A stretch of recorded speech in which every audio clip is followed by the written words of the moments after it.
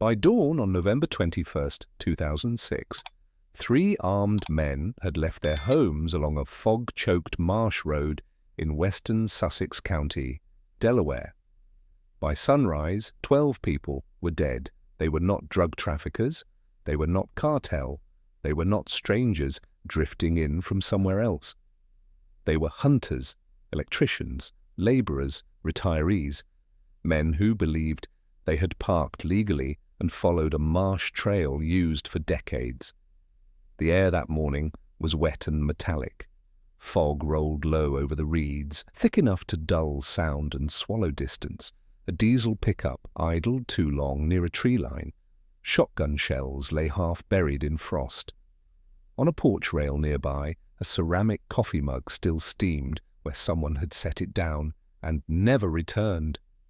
It did not begin with drugs or money. It did not begin with rage. It began with a posted property line, a warning ignored and a belief held tightly by men who felt abandoned, that if you did not defend what was yours, no one else would. If you have the courage to hear this story, stay with us. Like, subscribe. Content warning, graphic violence based on real investigative patterns. By the early 2000s, western Sussex County had already begun to disappear in small, almost polite ways. The poultry plants that once ran 3 shifts now ran 1. Crab houses closed without announcements. Younger families moved north toward Dover or crossed state lines altogether.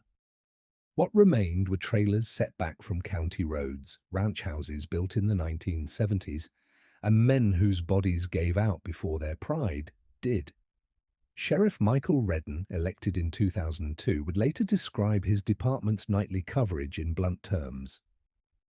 2 cruisers, sometimes 3, responsible for more than 40 square miles of marshland, timber roads, and unmarked access paths.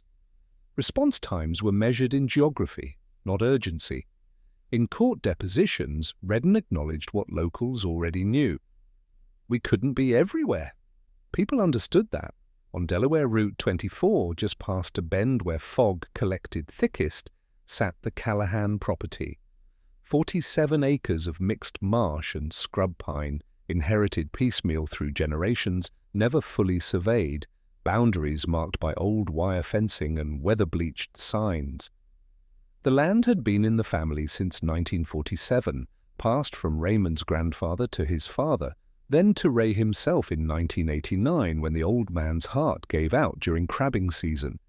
The marsh had fed families here for decades, trapping, guiding, hunting.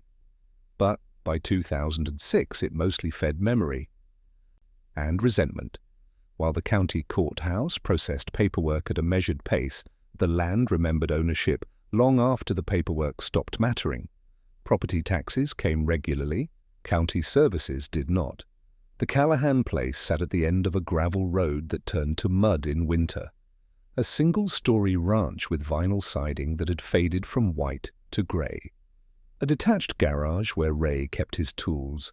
A dog pen where 2 hounds paced and barked at headlights that rarely came. In the yard, a propane tank, a woodpile covered with blue tarp, a satellite dish angled south. When institutions retreat, private codes step forward. The law was present, but distant. Raymond Callahan was 52 years old in the fall of 2006. He had been a commercial crabber until his knees failed him, then an equipment mechanic, until work thinned out. His hands stayed busy even when jobs disappeared, fixing neighbors' tractors, welding fence posts, sharpening blades that didn't need sharpening. The work kept him upright. The absence of it bent him inward. He lived with his 2 adult sons. Mark Callahan, 33, had returned from National Guard service 5 years earlier, carrying a back injury and a quiet anger he never spoke about. He worked irregular construction jobs when they came: roofing, drywall, demolition. Eli Callahan, 29, had never left Sussex County. He hunted, repaired engines, and slept in the same room he'd grown up in. Neither son had married, neither owned property. Both stayed. Neighbors described routine more than personality. Feeding dogs at dawn, coffee boiled too strong, cigarettes smoked at the tailgate of a pickup. Always the same brand, Marlboro Reds, bought by the carton at the Wawa 8 miles out. Ray drove a 1998 Ford F-150 with a rusted-out wheel well and a NRA sticker on the rear window. The truck ran. That mattered more than how it looked. Inside the house, investigators later documented what remained after seizure. Family photographs in mismatched frames, a cracked leather recliner positioned in front of a television mounted too high on the wall, a kitchen table with one chair that wobbled, 3 coffee mugs in the sink, and rifles. A gun cabinet in the living room held 5 long guns. One rifle mattered more than the others, a .30-06 bolt-action Remington Model 700 passed down from Ray's father, cleaned weekly whether it was used or not, a ritual, a habit, a reassurance. Court records would later confirm Ray had filed 3 trespassing complaints between 2003 and 2006. None resulted in charges. Deputies noted irritation, not threat. One report from October 2005 described him as agitated but compliant. Another from March 2006 included the line, "Subject believes hunters are accessing property without permission, advised to post additional signage." Ray posted the signs. Hunters kept coming. The county kept not responding. The Callahans were not invisible to law enforcement. They were familiar, which in rural counties is a different thing entirely. Routine can look like stability until pressure turns it inward. The rifle had already chosen its place in the story. The hunters arrived from Maryland's eastern shore, traveling west across county lines the way they always had. They were electricians, HVAC technicians, one retired school custodian, men with kids in college, men with knee braces and thermoses, men who hunted because it was cheaper than leases and because their fathers had done the same. There were 12 of them, split between 2 pickup trucks. They parked just after midnight near what older maps still labeled as Marsh Access. No gate, no fresh signage at the road. Just a narrow opening locals had used for decades. The area had been hunted openly since the 1970s, back when the state maintained public access corridors through private land. Those corridors had lapsed in the 1990s due to budget cuts, but the trails remained, and memory is longer than bureaucracy. One of the men, Thomas Weaver, 48, an electrician from Salisbury, sent a text to his wife at 1:12 a.m. "Almost set. Back tomorrow?" His phone pinged a tower 3 miles south of the Callahan property. By morning, the phone would be evidence. The group moved quietly through the marsh, setting decoys, arranging blinds. They carried Maryland waterfowl permits, valid across state lines under reciprocal agreements they believed were still in effect. They carried Coleman lanterns, camouflage tarps, hand warmers. They carried no intent beyond mourning birds. One of the men later identified in forensic reports as David Klein, 51, had hunted this marsh in 1989 with his father.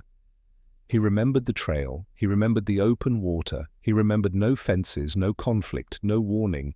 Memory, like the trail itself, had not updated. They never noticed the posted signs deeper in, nailed low on pine trees, weather-bleached to near invisibility, partially fallen. The boundary lines here were not drawn with precision. They were drawn by habit, by memory, by assumptions that no longer matched the land's legal reality. In court, surviving family members would later say the men believed they were well within public marshland. Investigators found permits in their wallets, decoy bags in their trucks, hunting licenses valid and current. Intent, in law, matters. But at 3 a.m. in fog-thick marsh, intent is invisible. The fence existed. The meaning of it did not. Most violence begins with misunderstanding, not malice. Fog erases more than visibility. By November 2006, Sussex County unemployment sat above the state average at 6.2%. Disability claims rose steadily. Ray Callahan's garage work had nearly vanished. Weeks earlier, he had appealed a denied disability claim for chronic knee degeneration. Paperwork misplaced by the state office, then refiled. The appeal was pending, bills were not. Mark worked 2 days that month. Eli hadn't had steady income since September. The three men shared expenses, shared meals, shared silence. Dinner most nights was canned soup heated on the stove, white bread, cigarettes for dessert. The television played, but no one watched it. The house was warm because the propane tank was full, but the tank wouldn't stay full without money, and money required work that no longer came. That night, the temperature dropped below freezing. Fog rolled in from the marsh, dense enough to carry sound in strange ways. Voices echoed farther than they should. Laughter travelled. The crack of a shotgun test fire could sound like it came from the yard when it came from a quarter-mile away. Sometime after midnight, neighbours later reported hearing voices across the water. Laughter, shouting, indistinct words echoing farther than they should have. Men unloading gear, truck doors closing, the hum of an outboard motor being tested, then shut off. No one called 911. In counties like this, calling the sheriff was often seen as an admission of weakness. Problems were handled directly, or not at all. Ray had called 3 times in 3 years. Nothing changed. The lesson was clear. On the Callahan porch, Eli smoked slowly, listening. The cold bit through his flannel jacket, but he stayed outside, watching the tree line, watching the darkness where sound came from. Inside, the coffee pot clicked on and off, keeping warm. Ray sat at the kitchen table, not reading the newspaper in front of him, just staring at the back door. Mark stood in the doorway between the kitchen and the living room, hands in his pockets, saying nothing. The house was lit. The marsh was dark. The boundary between them was a property line no one could see in the fog, but Ray could feel it being crossed. Not for the first time, not, he believed, for the last. Desperation does not announce itself. It accumulates. The night had not yet chosen sides. Sometime after 2:30 a.m., a spotlight swept across the marsh grass. Investigators would later identify a single shotgun discharge, likely a test fire or accidental release. The sound carried across the water, sharp and final, unmistakable. Ray Callahan stepped onto his porch barefoot, frost biting into his skin. He could see the light. He could hear voices, muffled, distant, but clear enough. Men laughing, men working, men who, in his understanding, had no right to be there. He shouted, witnesses, hunters who survived because they were positioned farther from the property line. Would later recall one word clearly, preserved across multiple statements given to Delaware State Police. Leave. The word carried across the water. For a moment, the voices stopped. Then the spotlight swung back toward the house, slower this time, deliberate. Whether it was curiosity or challenge, the effect was the same. In Ray's mind, reconstructed through testimony and forensic timing, this was no longer trespass, it was challenge, disrespect layered onto years of being ignored by systems he believed no longer functioned. He had called the county, he had posted signs, he had followed procedures that led nowhere. The law had been distant.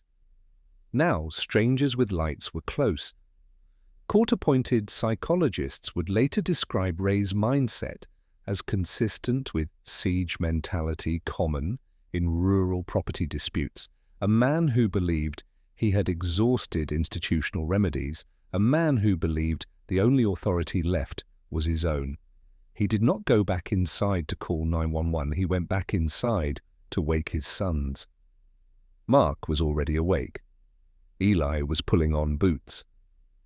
The three men stood in the kitchen under fluorescent light, saying very little. Ray's voice, according to later testimony from a neighbor who lived a quarter-mile away and claimed to have heard raised voices, was calm, not angry. Calm. They're not leaving, Ray said.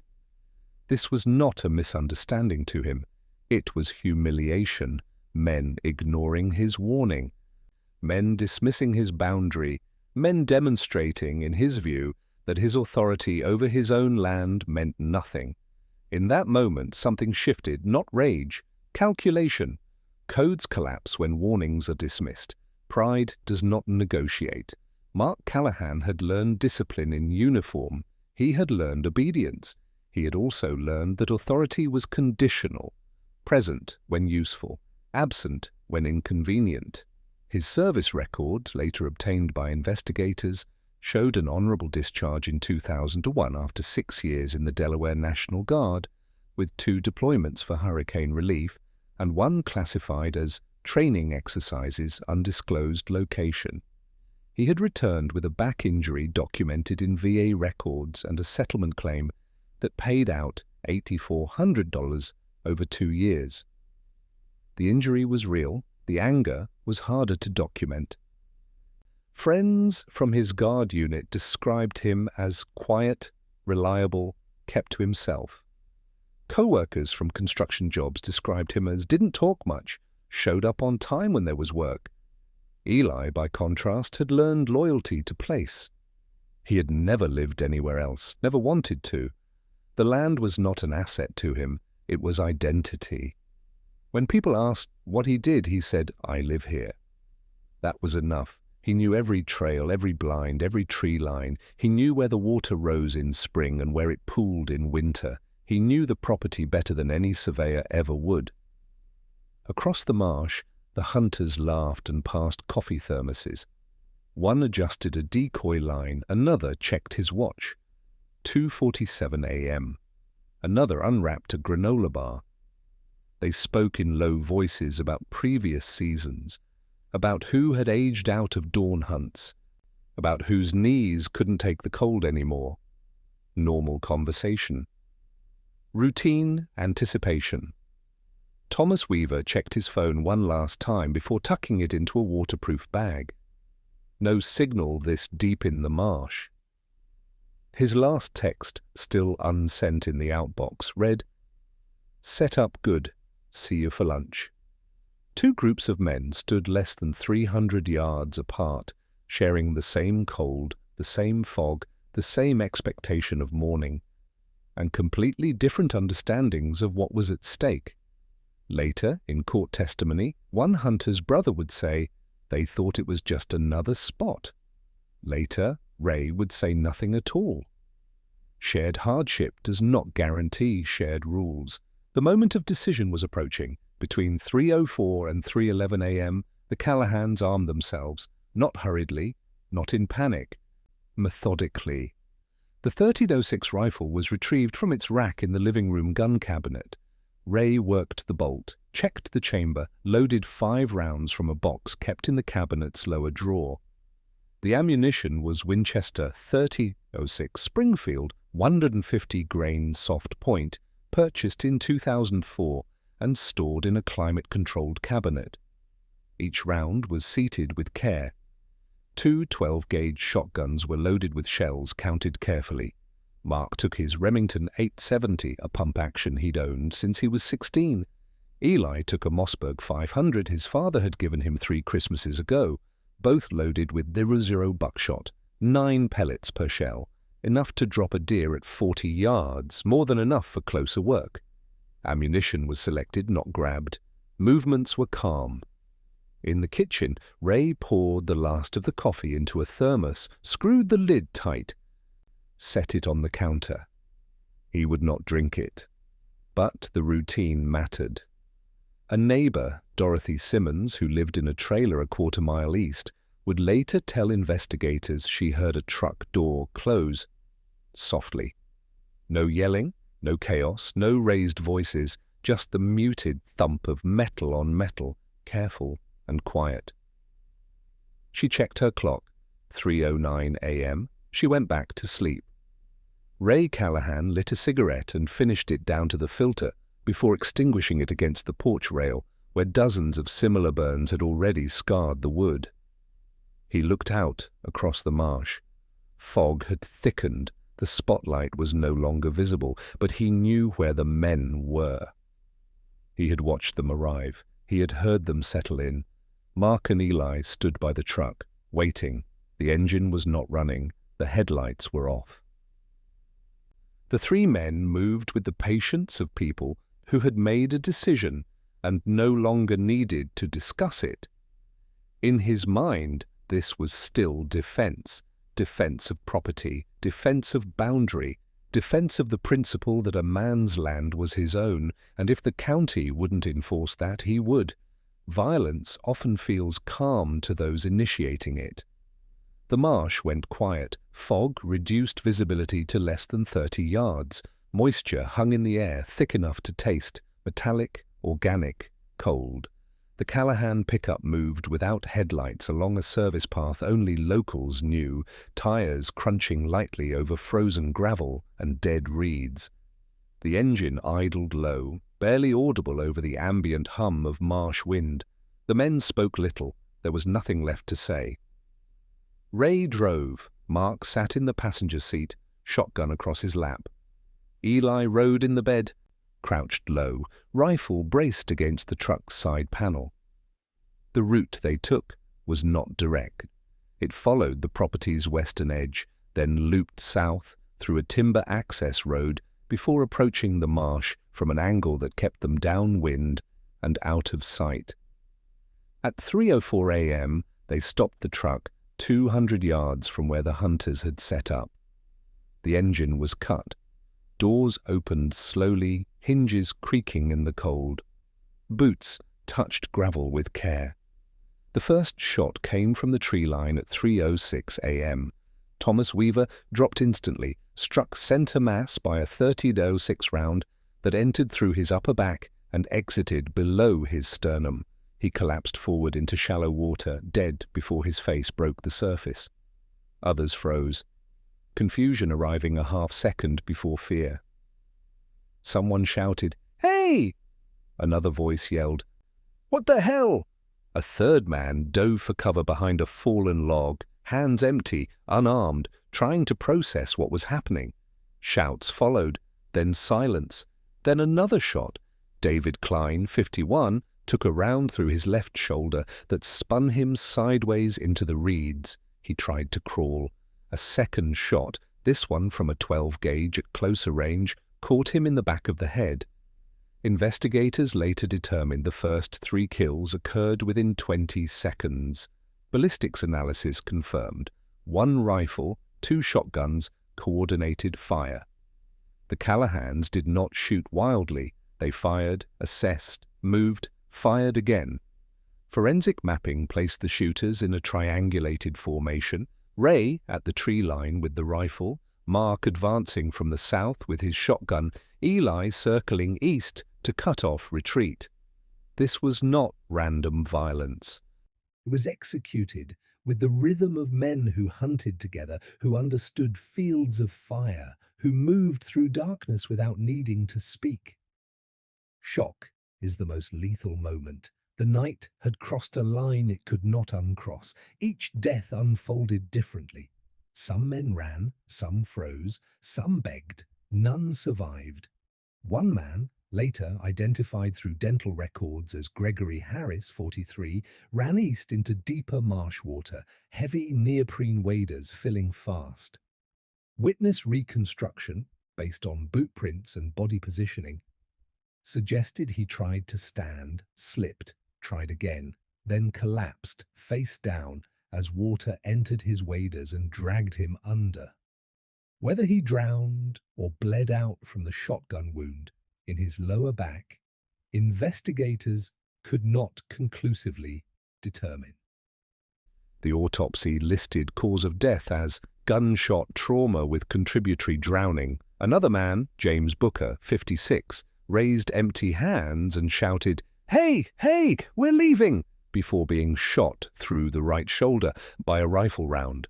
He spun, fell, tried to crawl. A second shotgun blast caught him in the chest at close range. His body was found 30 feet from his original position, drag marks visible in mud. Robert Chen, 39, an HVC technician from Easton, never stood. He stayed prone behind a duck blind, hands over his head, making no sound. Mark Callahan found him anyway, one shotgun blast to the upper torso. Chen's wedding ring, still on his finger when his body was recovered, would later be returned to his wife in a sealed evidence bag. Ballistics later tied 9 rifle shots to Ray's .30-06. 3 shotgun discharges matched the son's weapons. Shell casings were recovered across a scatter pattern suggesting movement, repositioning, methodical clearing of the area. No wasted shots, no panic fire. Phone pings placed the entire event at under 9 minutes, from first shot to last. Confirmed kill 3:06 a.m. to 3:14 a.m. In that span, 12 men died, some instantly, some slowly. None escaped. Nearby, less than a mile away, a television glowed blue in a trailer where children slept, cartoons looping on low volume. A woman named Patricia Moore later told investigators she heard what sounded like firecrackers but dismissed it. "Hunters shoot at all hours," she said. "You get used to it." In the marsh, fog absorbed sound. Gunshots echoed briefly, then faded into the reeds. Blood mixed with water and sank into mud. Bodies lay where they fell, some face down, some staring up at nothing, some half submerged. The moon was not visible. The stars were hidden. The only light came from a single lantern one of the hunters had left burning near a decoy spread. It flickered until dawn, marking a place where no one would return. Mass violence is built from individual endings. Silence followed each shot. At least once, Mark Callahan lowered his weapon. This detail emerged during trial testimony, a pause observed by his brother. Eli did not pause. One surviving witness, a hunter named Carl Jennings, who had been positioned farthest from the kill zone and escaped by lying motionless in freezing water for 40 minutes. Later recalled hearing a voice say, "Finish it." He could not identify who spoke. The voice was male, calm, and close enough to suggest the speaker was standing over a wounded man. The Callahans moved body to body, confirming, "Not out of cruelty, out of certainty." This was no longer about land. It was about erasing witnesses, erasing challenge, erasing the possibility of consequence. If all 12 men were dead, there would be no testimony, no accusations, no certainty about who fired first or why. Forensic evidence later suggested at least 3 of the victims were still alive when the Callahans returned to confirm kills. Bloodstain patterns indicated movement after initial wounding, handprints in mud, drag marks, repositioning of limbs. Then close-range follow-up shots, execution-style finality. Mark's hesitation, according to Eli's testimony given under immunity during sentencing hearings, lasted less than 10 seconds.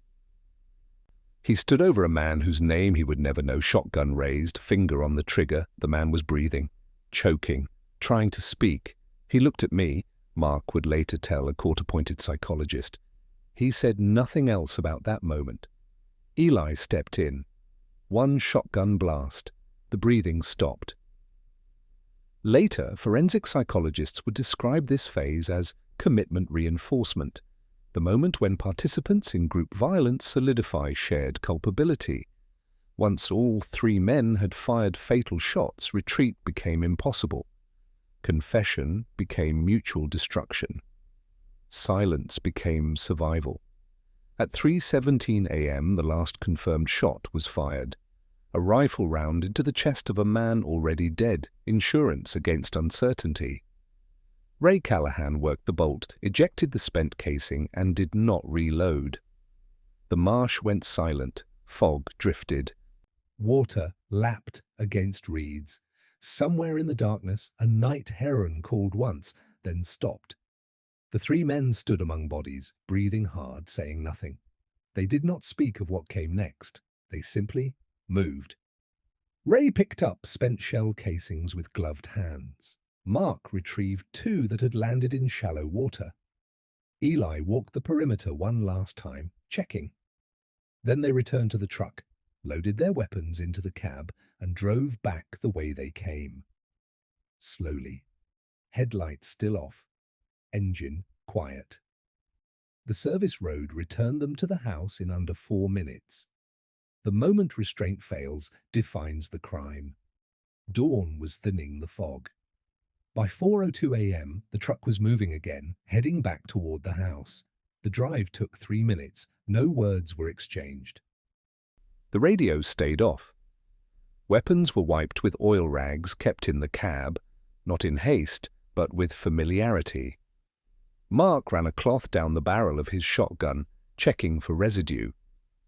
Eli field stripped his Mossberg in the truck bed, cleaning each component with motions practiced since childhood.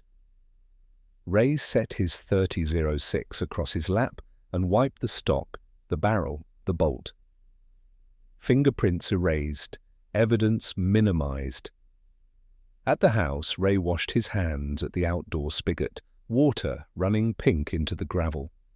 The temperature was 28 degrees. His hands shook from cold, not fear. He dried them on his jeans and lit a cigarette. Inside, the coffee pot was still warm.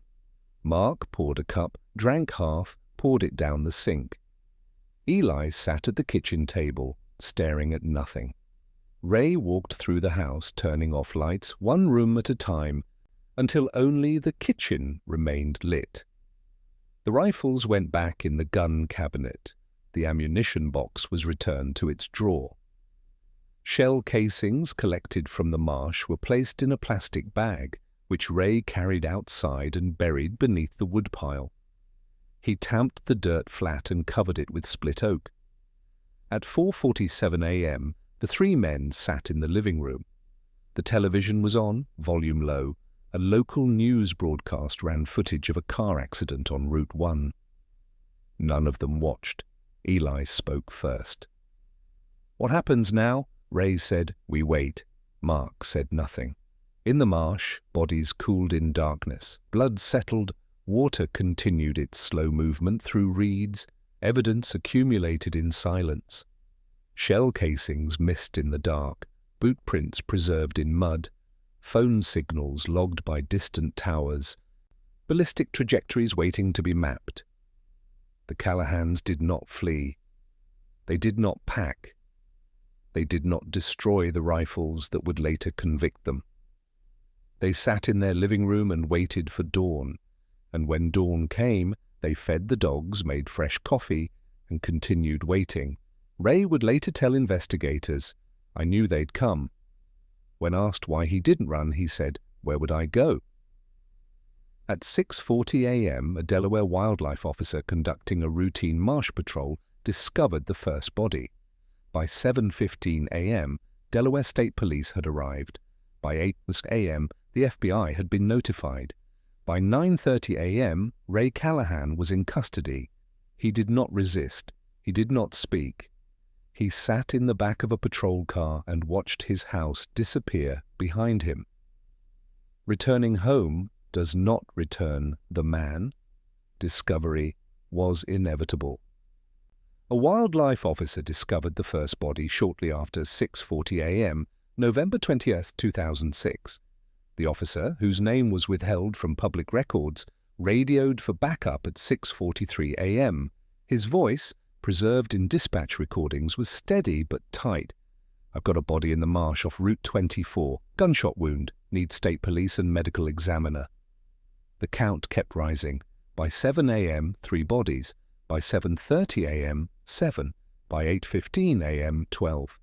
Delaware State Police arrived first, followed by Sussex County Sheriff's deputies, then FBI support from the Wilmington Field Office. Evidence markers dotted the marsh like small flags of surrender.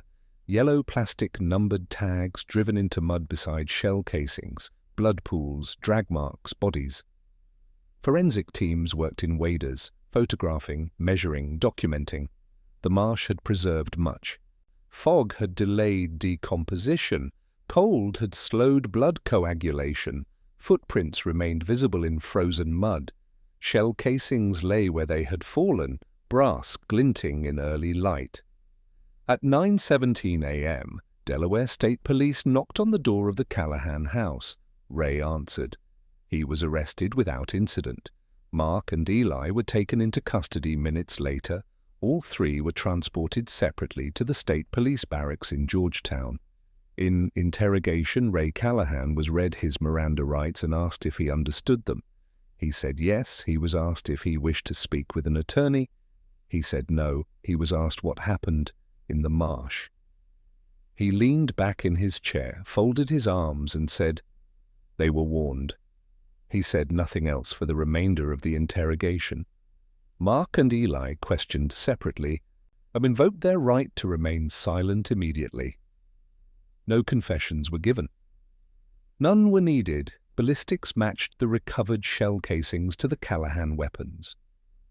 Gunshot residue was detected on all three men's hands and clothing. Boot prints in the marsh matched boots seized from the Callahan home. Phone records placed the victims at the scene. Autopsy reports confirmed 12 homicides, all from gunshot trauma, all occurring within a 9-minute window. The investigation took 6 months. The trial took 3 weeks.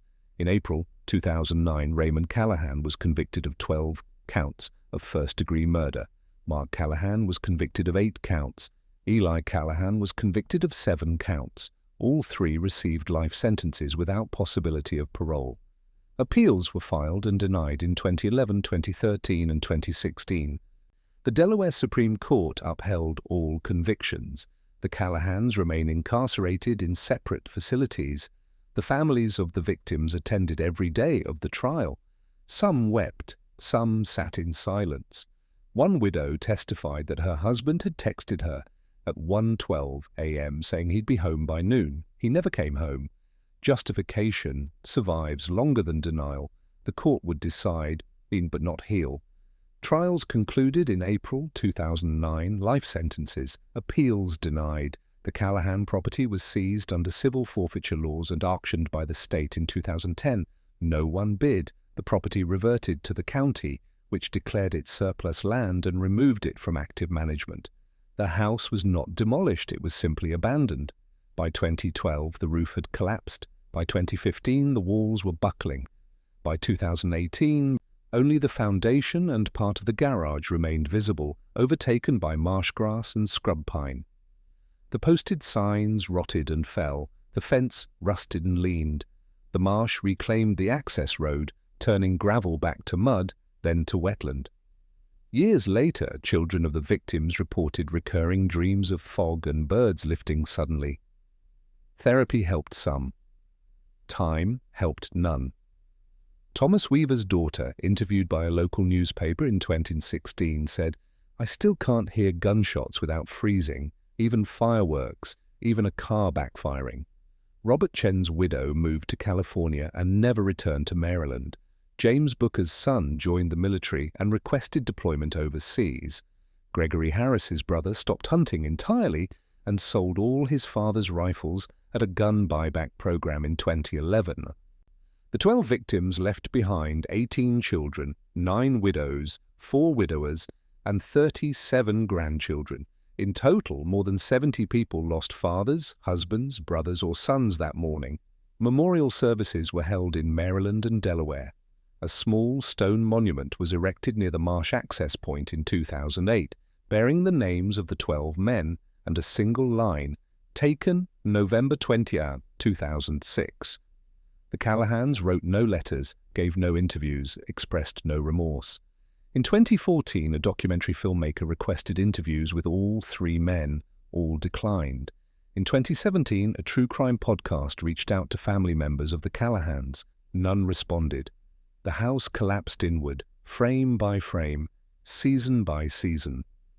What had been a home became a ruin, then a memory, then nothing. County records still list the parcel number, the acreage, what's the last known owner, but no one goes there. No one hunts there. No one remembers the property line that mattered so much it cost 12 lives. In rural America, there are places where violence happened, and the land remembers even after people forget. The Delaware Marsh is one of them. On cold November mornings, fog still rolls low over the reeds, thick enough to dull sound and swallow distance. Hunters avoid the area now, not because it's illegal, because it feels wrong. The county road that leads to the old Callahan property remains paved but unused. Grass grows through cracks in the asphalt. No mailbox stands at the end of the driveway.